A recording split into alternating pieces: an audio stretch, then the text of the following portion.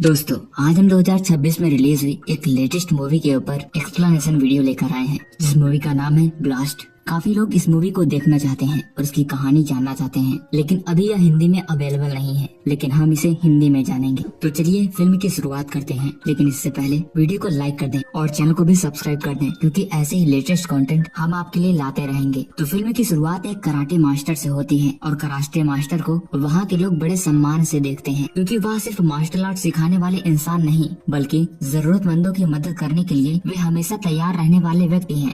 रोज की तरह वह अपने स्टूडेंट को कराटे की ट्रेनिंग दे रहे थे। इसके दूसरी तरफ हम इनके परिवार को देखते हैं। इनके परिवार में उनकी पत्नी, 10 साल की बेटी नीला और उनका छोटा भाई भी है, और सारा परिवार एक साथ रहता है। भाई की अभी शादी नहीं हुई, लेकिन वह मेडिकल स्टोर चलाता है। पूरा परिवार प्यार और एकता के साथ अपनी जिंदगी बिता रहा होता है। नीला बहुत ही चंचल और निडर लड़की है। एक दिन मोहल्ले का एक लड़का उसे मार देता है। दुखी होकर वह अपने पिता के पास आ जाती है और शिकायत करती है कि एक लड़के ने उसे मारा। तब मास्टर जी उससे यह नहीं पूछते कि किसकी गलती है, बल्कि उसे समझाते हैं, अगर कोई तुम्हें बेवजह परेशान करे तो तुम्हें अपने लिए खुद खड़ा होना होगा। वह नीला को वापस भेजते हैं और कहते हैं, जाकर उसका सामना करो बेटा। लेकिन जब नीला वापस जाती है तो वह लड़का नीला को पहले से ज्यादा और मार देता है। रोते हुए घर लौटकर नीला अपने पिता से कहती है, उसे भी कराटा सीखना है पापा, ताकि वह खुद की सुरक्षा कर सके। अपनी बेटी की यह बात सुनकर मास्टर जी उसे कराटे सिखाना शुरू कर देते हैं। धीरे धीरे नीला मेहनत करती है और मार्शल आर्ट में काफी ज्यादा अच्छी हो जाती है। समय बीतता जाता है और एक दिन कराटे का एक बड़ा टूर्नामेंट आयोजित किया जाता है।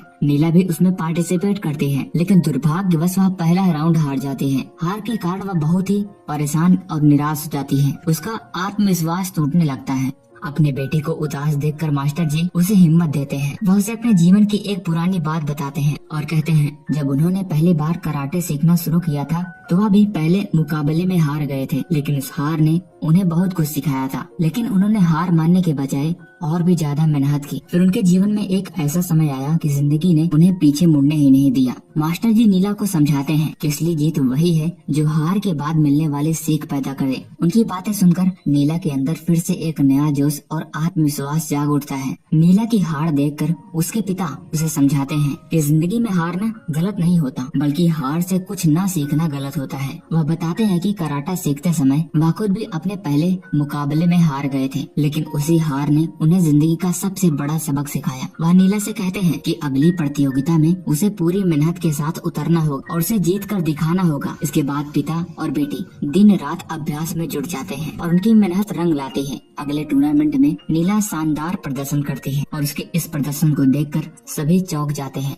जीत हासिल करने के बाद वह उसी लड़के से अपना हिसाब बराबर करती है, जिसने बचपन में उसे परेशान किया। हालांकि नीला का यह लड़ाकू स्वभाव उसकी माँ को बिल्कुल पसंद नहीं आता। वह अक्सर अपने पति से कहती है कि एक लड़की को हर समय लड़ाई झगड़े में डालना सही नहीं होता, लेकिन मास्टर जी का मानना था कि हर समय कोई किसी लड़की की सुरक्षा के लिए हाजिर नहीं हो पाता, इसीलिए जरूरी है कि वह खुद अपनी रक्षा करने सीखे। इसी सोच के साथ वह अपनी बेटी को मजबूत और आत्मनिर्भर बनाना चाहते हैं। समय बीतता है और कुछ साल बाद नीला अपनी पढ़ाई पूरी करके नौकरी की तलाश शुरू कर देती है। उसके पिता अभी भी कराटे सिखा रहे थे, माँ घर संभाल रही थी और चाचा अपना मेडिकल स्टोर चला रहे थे। सिर्फ अब दूसरी तरफ कहानी में वरुण दयालन की एंट्री होती है, जो देश के सबसे बड़े उद्योगपति में से एक है। वह एक विशाल मिनरल कंपनी का मालिक है और पैसे कमाने के लिए किसी भी हद तक जा सकता है। उसकी कंपनी जंगलों, पहाड़ों, झीलों और प्राकृतिक संसाधनों को बेरहमी से खत्म करके खनिजों को विदेश में बेचती है। अब उसकी नजर किंझाड़ू नाम के एक पहाड़ी इलाके पर पड़ती है, जहाँ सैकड़ों परिवार सालों से रहते आ रहे हैं। उस क्षेत्र में मौजूद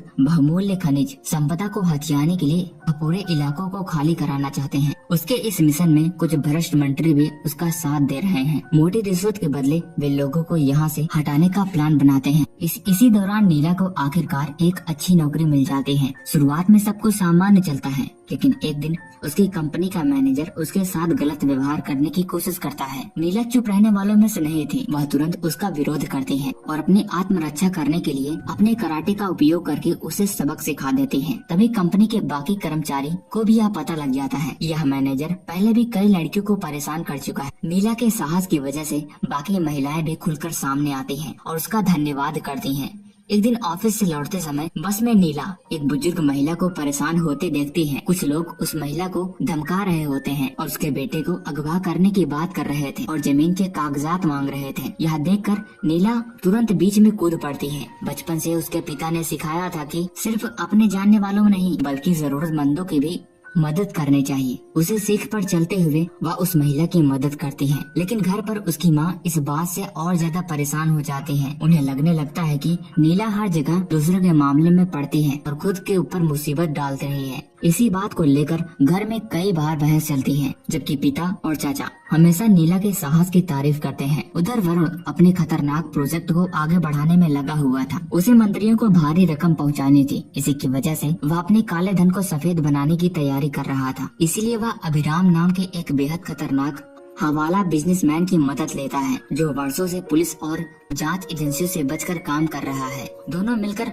हजारों करोड़ रुपए की लेन देन योजना बनाते हैं। सिक्योरिटी के लिए एक अनोखा तरीका अपनाया जाता है, जिसमें 100 रुपए के नोट को 2 हिस्से के पहचान में इस तौर पर इस्तेमाल किया जाता है और योजना बनाई जाती है कि रकम विदेश के रास्ते सफेद करके नेताओं तक पहुंचाई जाएगी। लेकिन इसी समय कार्तिकेय नाम का एक सोशल मीडिया एक्टिविस्ट और पत्रकार वरुण के काले कारनामों को उजागर करने में जुटा होता है। वह इस भ्रष्टाचार और साजिश को जनता के सामने लाने की तैयारी कर रहा था। जब वरुण को इसका पता चलता है तो उसे एहसास होता है अगर कार्तिक को यह पता लगा तो उसका पूरा खेल खत्म हो जाएगा। इसी वजह से उसे रास्ते से हटाना होगा। इसीलिए वह स्थानीय गुंडे कृपाकरण से मदद लेता है। कृपाकरण और उसके लोग कार्तिक के परिवार पर हमला कर देते हैं और उसे बेरहमी से मार डालते हैं। यह घटना पूरे इलाके में सनसनी फैला देती है। एक पत्रकार और उसके परिवार की हत्या की खबर मीडिया में आग की तरह फैल जाती है। हर कोई जानना चाहता था इस हत्या के पीछे कौन है और आखिर ऐसा क्यों किया। लेकिन इस बड़े तूफान के पीछे हमारे मास्टर जी का परिवार अभी भी सामान्य जिंदगी जी रहा था। उन्हें जरा भी अंदाजा नहीं होता कि बहुत जल्दी उनकी जिंदगी भी खतरे में पड़ने वाली है। उधर वरुण अपनी खतरनाक योजना को अंजाम देने वाला था। उसका एक ही मकसद था, पहाड़ी गांव वालों को वहां से हटाकर उस इलाके में मौजूद कीमती खनिज को खोदकर उसको कब्जा करना। इसी दौरान टोबी नाम का एक छोटा मोटा अपराधी जेल से बाहर आता है। पहले वह चेन स्नैचिंग वाले मामले में पकड़ा गया था। घर पहुंचते ही उसकी पत्नी उससे नाराज हो जाती है और कहती है हर बार जेल जाने के कारण पूरा परिवार परेशान हो जाता है। पत्नी की बातें सुनकर टोबी भी सोचता है अब उसे कोई सीधा काम करना चाहिए। वो अपने एक दोस्त से मदद मांगता है। दोस्त उसे भरोसा दिलाता है कि अगले दिन वह कृपाकरण के लोगों से मिलकर काम मांगेगा। दूसरी ओर अभिराम अपने बड़े मिशन की तैयारी कर रहा होता है। अगले दिन उसे दुबई जाकर 1000 करोड़ रुपए के काले धन को सफेद धन में बदलने की प्रक्रिया शुरू करनी थी। लेकिन रवाना होने से पहले वह शराब पीने के लिए एक बार में चला जाता है। नशे की हालात में गाड़ी चलाते समय उसका एक्सीडेंट हो जाता है। कुछ पुलिस कर्मचारी मौके पर पहुंचते हैं और उसे गंभीर हालत में देखकर अस्पताल पहुंचाते हैं। उन्हें इस बात का बिल्कुल भी अंदाजा नहीं था कि उन्होंने किस खतरनाक इंसान की जान बचाई है। उधर वरुण लगातार अभिराम को फोन कर रहा होता है, क्योंकि पूरे सौदे की सबसे अहम कड़ी वही था। उसके पास आधा नोट भी था, जिसके जरिए दुबई में करोड़ों रुपए का लेन देन होना था। लेकिन अभिराम फोन उठा नहीं रहा था। कुछ समय बाद वरुण को पता चलता है कि उसका एक्सीडेंट हो गया है और पुलिस उसे अस्पताल ले गई है। यह सुनते ही उसके होश उड़ जाते हैं। उसे डर सताने लगता है कि अगर अभिराम पुलिस के हाथ लग गया तो उसकी पूरी योजना खत्म हो जाएगी। इसलिए वह तुरंत कुछ गुंडों को अस्पताल भेजता है ताकि वे किसी तरह अभिराम को वहां से ले आए। जब हथियारों से लैस गुंडे अस्पताल पहुंचते हैं तो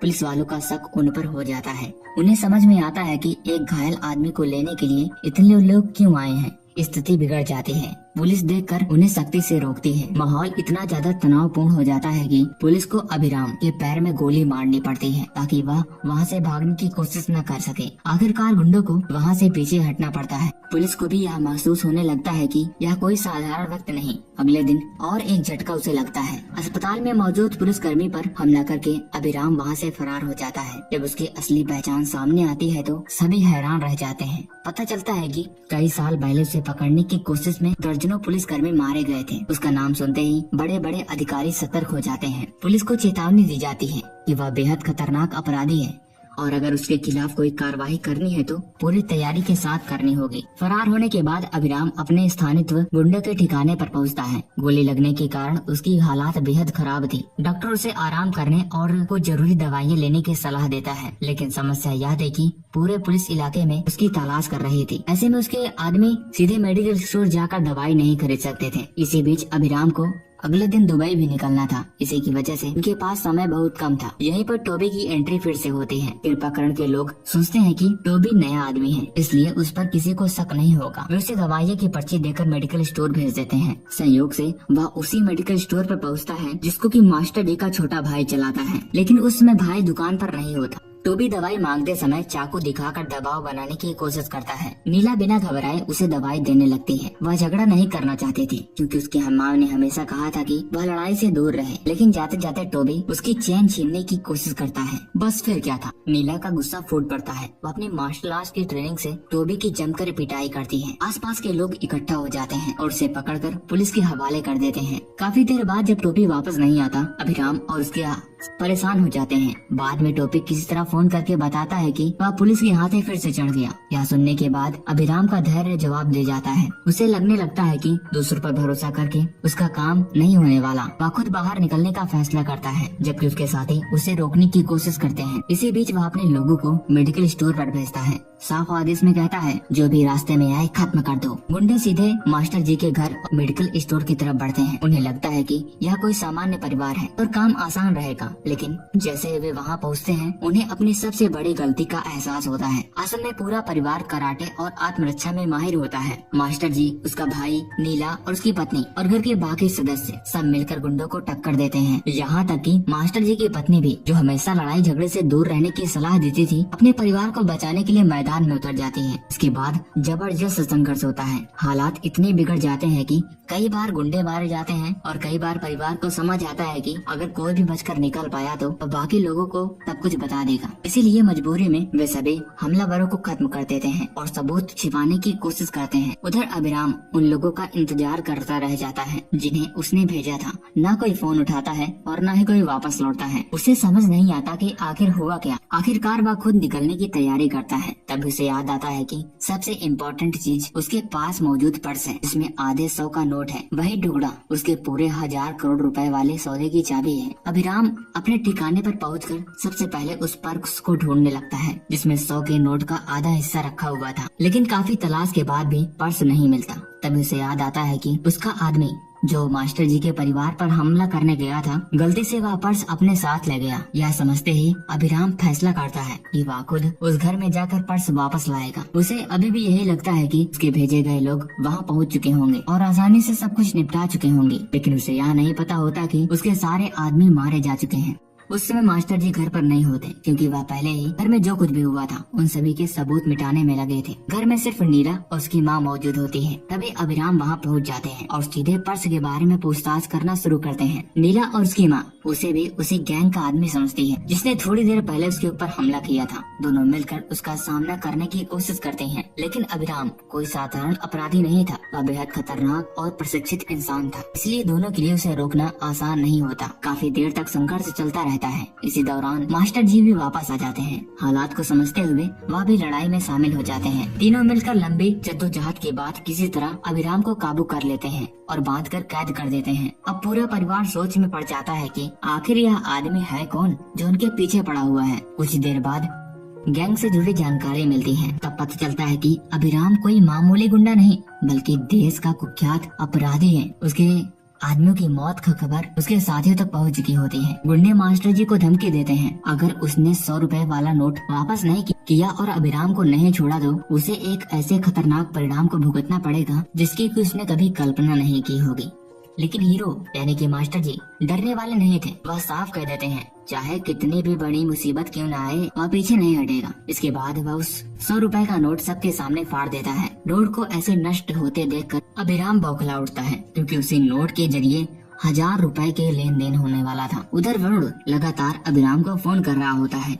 उसे समझ नहीं आ रहा था कि इतनी बड़ी डील अचानक खतरे में कैसे पड़ गई। दूसरी तरफ मास्टर जी और उसका परिवार इस पूरे मामले की सच्चाई जानने के लिए स्थानीय गुंडों एक सदस्य से पूछताछ करता है। तभी उन्हें पता चलता है कि उस नोट के जरिए 1000 करोड़ रुपए का खेल खेला जा रहा है। ये पैसा एक भ्रष्ट सौदे के लिए इस्तेमाल होने वाला था। इसके जरिए कि झकड़ू नाम के गांव को उजाड़ कर वहां मौजूद प्राकृतिक संसाधनों पर कब्जा किया जाना था। इस पूरे षड्यंत्र के पीछे वरुण का नाम सामने आता है। सच्चाई जानने के बाद मास्टर जी और नीला दोनों फैसला करते हैं कि इस मामले को पुलिस तक पहुंचाना जरूरी है। कराटे क्लास में आने वाले एक पुलिस अधिकारी की मदद से वे सारी जानकारी पुलिस तक पहुंचाने की कोशिश करते हैं, लेकिन साथ ही उन्हें यह भी समझ आता है कि अगर इस साजिश को हमेशा के लिए खत्म करना है तो इसके मुख्य जिम्मेदार लोगों को रोकना होगा। सबसे पहले वे अभिराम को रास्ते से हटाते हैं। इसके बाद 100 रुपए वाले नोट से जुड़े सभी सबूतों को नष्ट कर देते हैं। अब इस पूरे साजिश की आखिरी कड़ी और सबसे बड़ी खड़ी बची थी। वरुण, मास्टर जी और नीला सीधे उससे मिलने पहुँचते हैं। वरुण जब उन्हें देखता है तो हैरान रह जाता है। उसे विश्वास नहीं होता कि उसकी पूरी योजना को बिगाड़ने वाले यही लोग हैं। मास्टर जी वरुण को चेतावनी देते हैं कि सिर्फ पैसे के लिए 1000 लोगों को निर्दोष की जिंदगी बर्बाद करना कोई ठीक बात नहीं है और इस चीज का उन्हें कोई भी अधिकार नहीं है। वो उसे बताते हैं कि दुनिया में अभी भी ऐसे लोग हैं जो अन्याय के खिलाफ खड़े होने की हिम्मत रखते हैं। इसके बाद एक जबरदस्त मुकाबला होता है। वरुण के आदमी मास्टर जी और नीला के चारों तरफ से हमला कर देते हैं, लेकिन दोनों बहादुरी से उनका सामना करते हैं और एक एक करके सभी को खत्म कर देते हैं। आखिरकार अंतिम लड़ाई वरुण और मास्टर जी के बीच होती है। लंबी और खतरनाक भिड़ंत के बाद वरुण का अंत हो जाता है। सबसे खास बात यह रहती है कि मास्टर जी के परिवार के साथ कोई ठोस सबूत पुलिस के हाथ नहीं लग पाता। उन्होंने हर कदम बेहद सोच समझ कर उठाया होता है। इसके बाद उनका पूरा परिवार फिर से अपनी सामान्य जिंदगी में लौट आता है, जैसे कुछ हुआ ही न हो। लेकिन उनके दिल में इस बात की संतुष्टि होती है कि उन्होंने 1000 मासूम लोगों को बेघर होने से बचा लिया। दूसरी तरफ मीडिया में एक खबर छाई रहती है, देश का इतना बड़ा उद्योगपति आखिर किन परिस्थितियों में मारा गया। महीनों बीत जाते हैं, लेकिन उसकी मौत का एक कतरा तक बाहर नहीं आता। 3 महीने के बाद